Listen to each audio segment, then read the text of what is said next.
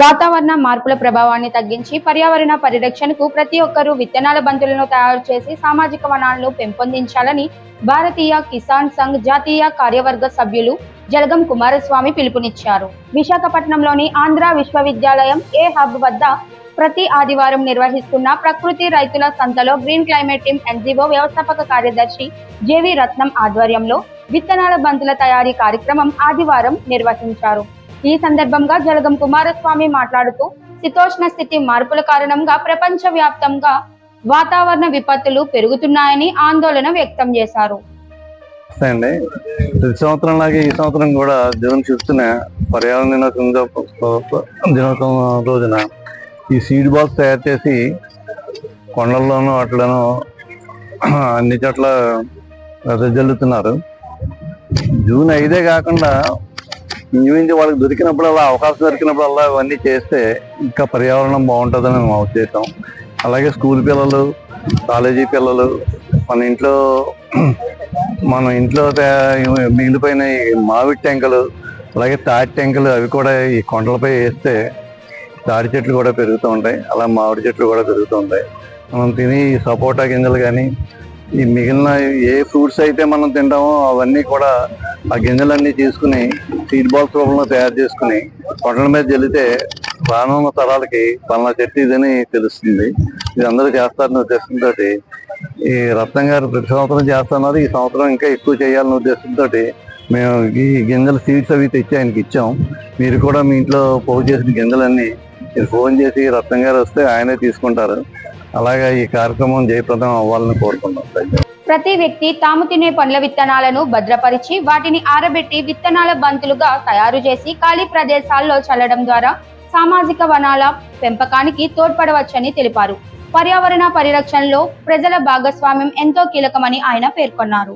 అలాగే ఈ నెల 14వ తేదీ విశాలాక్షి నగర్ లోని బీవీకే కళాశాలలో గో ఆధారిత ప్రకృతి వ్యవసాయదారుల సంఘం ఆధ్వర్యంలో నిర్వహించనున్న ఉత్తరాంధ్ర రైతుల సమ్మేళనాన్ని విజయవంతం చేయాలని కోరారు. ఈ సమ్మేళనంలో రైతులకు ఇచ్చిపుచ్చుకునే విధానంలో వివిధ రకాల విత్తనాలు అందజేయనున్నట్లు తెలిపారు. సీడ్ బాక్స్ తయారు చేయాలని, ఆ సీడ్ బాక్స్ మనం ఉన్న మైదాన ప్రాంతంలో, కొండల్లో అన్ని చోట్ల వేయాలని కోరుతున్నాం. ఏదైతే దేశీయ విత్తనం ఉందో దేశీయ విత్తనాలన్నింటినీ కాపాడాల్సిన అవసరం ఉంది. అలాగే పర్యావరణ పరిరక్షణ కోసం ప్రతి ఒక్కరూ ఏదైతే దేశీయ విత్తనాలు, దేశీయ పళ్ళు తింటున్నా ఆ పళ్ళ నుంచి విత్తనాలను తీసుకొని సేకరించుకొని వాటిని మరలా విత్తన బంతులు చేయాలని కోరుతున్నాము. అలాగే ఏదైతే ఈరోజు ప్రభుత్వం పెద్ద ఎత్తున చేస్తుందో ఆ దేశీయ విత్తన బంతులు తయారు చేయడం అవసరం. అలాగే 400 పార్ట్స్ పర్ మిలియన్ నుంచి 432 పార్ట్స్ పర్ మిలియన్కి CO2 చేరుకున్న నేతృత్వంలో మనకి విపరీతంగా వర్షాలు పడటం లేదా విపరీతంగా ఎండగాయడం, విపరీతంగా విపత్తులు అనేవి వస్తున్నాయి. ఈ విపత్తుల నుంచి మానవాళిని కాపాడటం కోసం ప్రతి ఒక్కరు విత్తన బంతుల ద్వారా సామాజిక వనాలు పెంపొందించాలని కోరుతున్నాం. ప్రకృతి వ్యవసాయం చేస్తున్న ఉత్తరాంధ్ర ప్రాంత రైతులు పెద్ద సంఖ్యలో పాల్గొనాలని పిలుపునిచ్చారు. ఈ కార్యక్రమంలో ఉత్తరాంధ్ర జర్నలిస్ట్ ఫ్రంట్ అధ్యక్షులు ఎంఆర్ఎన్ వర్మ, గో ఆధారిత ప్రకృతి వ్యవసాయదారుల సంఘం జిల్లా అధ్యక్షులు దాట్ల సుబ్రహ్మణ్య వర్మ, సీనియర్ జర్నలిస్ట్ యుగంధర్ రెడ్డి, గోవర్ధనపురం గోశాల ప్రతినిధి దొడ్డ మహేష్, ప్రకృతి రైతులు శంకర్, రిషి, త్రినాథ్, ప్రీతం వర్మ, మ్యాంగోమ్యాన్ అప్పాజీ, జేవి రత్నం, భాస్కర్ తదితరులు పాల్గొన్నారు. రాష్ట్ర వ్యాప్తంగా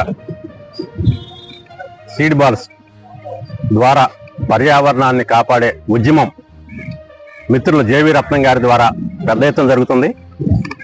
సీడ్ బాల్స్ కాన్సెప్ట్ అసలు ప్రజలకు తెలియనప్పుడు విశాఖపట్నంలో రత్నం గారు సీడ్ బాల్స్ తయారు చేసి రాష్ట్ర వ్యాప్తంగా, దేశవ్యాప్తంగా ఆ కాన్సెప్ట్ని ప్రజల ముందుకు తీసుకెళ్లారు. ఈరోజు భారత రక్షణ దళాలు కూడా సీడ్ బాల్స్ తయారు చేసి అడవుల్లో విసురుతున్నాయంటే దానికి స్ఫూర్తి రత్నం గారు. ఆయన నేతృత్వంలో ఈ ఏడాది 2 కోట్లకు పైగా సీడ్ బాల్స్ తయారు చేసి రాష్ట్ర వ్యాప్తంగా మొక్కలు పెంచే కార్యక్రమాన్ని రాష్ట్ర ప్రభుత్వం ప్రముఖంగా చేపట్టింది. ఇటీవలే ఉప ముఖ్యమంత్రి పవన్ కళ్యాణ్ గారు రత్నం గారి సమక్షంలో సీడ్ బాల్స్ తయారు చేయించడం, స్కూల్ పిల్లలతో తయారు చేయించి ఆ కాన్సెప్ట్ని మరింత ముందుకు తీసుకువెళ్లారు. అల్టిమేట్గా గ్రీన్ కవర్ పెరగాలి. 3 రోజుల క్రితం ఆంధ్ర విశ్వవిద్యాలయంలో ముఖ్యమంత్రి చంద్రబాబు నాయుడు గారు దిగినప్పుడు తిరుపతి విశ్వవిద్యాలయంలో 90% గ్రీన్ కవర్ ఉంది, ఇక్కడ ఆంధ్ర విశ్వవిద్యాలయంలో విశాఖపట్నంలో 25% ఉంది అని చెప్పారు.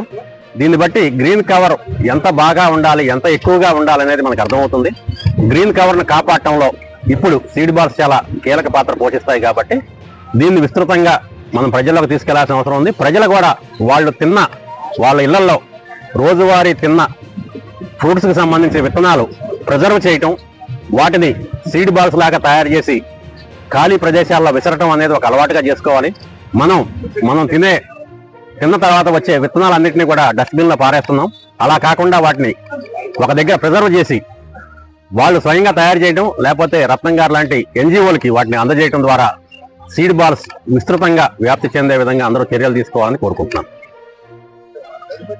పర్యావరణ సమతుల్యం ఎంతో అవసరం. అందులో భాగంగా ఒక పక్క సహజ సిద్ధంగా అంతరించిపోతున్న పరిస్థితి, గ్రీన్ కవర్ అనేది లేకుండా ఉన్న పరిస్థితి ఉంది. మనకు అభివృద్ధి పేరుతో ఇప్పటికే చాలా గ్రీనరీని తగ్గిస్తూ వచ్చాం. దానికి ప్రత్యామ్నాయ ఏర్పాట్లు ఏదో ముక్కుపుడిగా జరిగాయి. అలాంటి సందర్భంలో ఇలాంటి సీడ్ బాల్స్ చాలా ఉపయోగకరం. జర్నలిస్టు రత్నం గారు గ్రీన్ క్లైమేట్ నాయకత్వంలో ఓ మంచి కార్యక్రమాన్ని చేపట్టారు. దాన్ని డెఫినెట్గా వెనుకబడిన ఉత్తరాంధ్రలో, మెరుగా తూర్పు కనుమల్లో అంతరించిపోతున్నటువంటి అడవుల్ని మరింత విస్తృతం చేయడానికి ఇది మరింత ఉపయోగకరంగా ఉంటుంది. ప్రజలందరూ కూడా ఇలాంటి సీడ్ బాల్ కార్యక్రమాలు ఎక్కడెక్కడ పాల్గొని దాన్ని మరింత విస్తృతం చేయాల్సిన అవసరం ఎంతైనా ఉంది. సామాజిక బాధ్యతలో దినవారీ కార్యక్రమంలో ఇది ఒక కార్యక్రమంగా పెట్టుకోవాలనేది విజ్ఞప్తి. మనిషి నుంచి ఈ పచ్చదనం అనేది తగ్గిపోతూ ఉంది. మనుషులు పెరుగుతూ ఉన్నారు, పచ్చదనం తగ్గిపోతూ ఉంది. ఈ పచ్చదనం పెరగడం కోసం మన వంతుగా మనం ప్రయత్నం చేయకపోతే తీవ్రంగా నష్టపోతాం. ఉండే కొందికి మనం ప్రతి ఒక్కళ్ళు మొక్కలు నాటడం మీద దృష్టి పెట్టాలి. దృష్టి పెట్టి ఇలాంటి ప్రయత్నాలన్నీ ముమ్మరంగా జరగాలి. ఈ సీడ్ బాల్స్ ఇవి గవర్నమెంట్ కూడా ప్రోత్సహిస్తుంది. మన రత్నం గారు కూడా బాగా దాన్ని ఇనిషియేట్ తీసుకొని చేస్తున్నారు. ఇవన్నీ ఇంకా జరిగి మా వంతుగా మా గోవర్ధనపురం గోశాలలో ఉన్న పేడ ఇవన్నీ అన్ని సీడ్ బాల్స్ తయారు చేయడానికి వీటికి ఉపయోగించి మేము మా వంతు సాయంగా మేము ఉధృతంగా చేయాలని, మేము చేద్దామని పూనుకున్నాం.